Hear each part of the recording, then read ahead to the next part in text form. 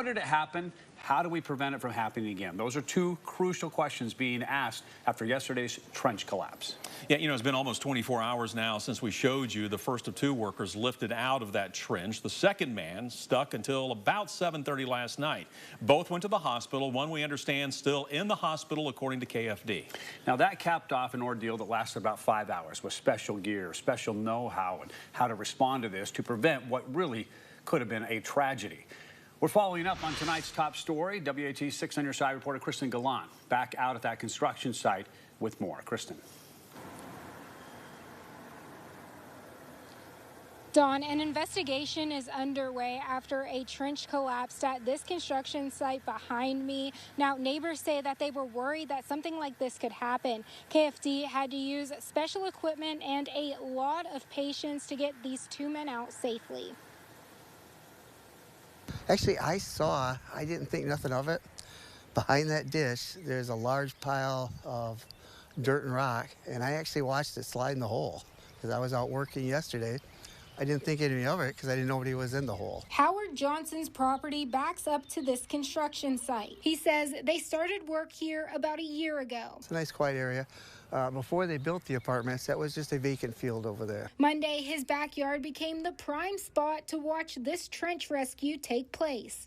One gentleman was trapped just below his waistline, and the other gentleman was trapped just above his ankles in his calf area. Assistant Chief Mark Wilbanks with Knoxville Fire says the process of getting both men out of the trench took a lot of patience and communication. We had about 30 employees here last night, plus we had a city construction crew with a vac truck here. There were 6 of them. We had 3 KUB workers from our partner over at KUB with their vac truck, and it took all of those folks to make this happen. After several hours of digging the men out, both were transported to UT Medical Center. Johnson says he's never seen something like this before. Honestly, I think the rescue crews did a great job. They came in and, they did it real slow, which is what you have to do. It's a very dangerous situation.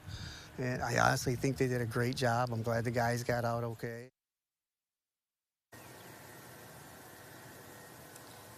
Now, TOSHA, or the Tennessee Occupational Safety and Health Administration, is investigating how this incident could have occurred. They say a workplace investigation can take between 6 to 8 weeks to complete, and they will not be releasing any information until that time. For now, reporting in Knoxville, Kristen Gallant, WATE 6 on Your Side. Kristen, thank you very much for the update. New information is coming out as well. We've been able to obtain the 911 calls that brought first responders to the scene. We asked for that and for the KFD radio calls as dispatchers sent crews out. Take a listen. My coworker's buried with gravel, and I need help. They're buried with gravel? Yes, sir. They're trapped in gravel then? Yes, yeah, and it keeps coming down on him. We can't get it to stop coming down, and he's stuck, his legs and back half stuck under, but the rocks keep coming down. My reading knows correctly that he's in gravel. Yeah, it says he was in a trench and the wall fell in on him while they were dumping gravel from a truck. Also today, we learned that the construction project is an apartment complex named the Inskip Flats, described by developer Southeast Capital as 33 units, a mix of 3-bedroom and 2-bedroom apartments. Now, we did manage to get in touch with the company involved in all this, sending us a statement which reads, and I'm quoting, "We are saddened to hear about the incident, but very thankful both men made it out. We are extremely grateful for the efforts of the first responders on site."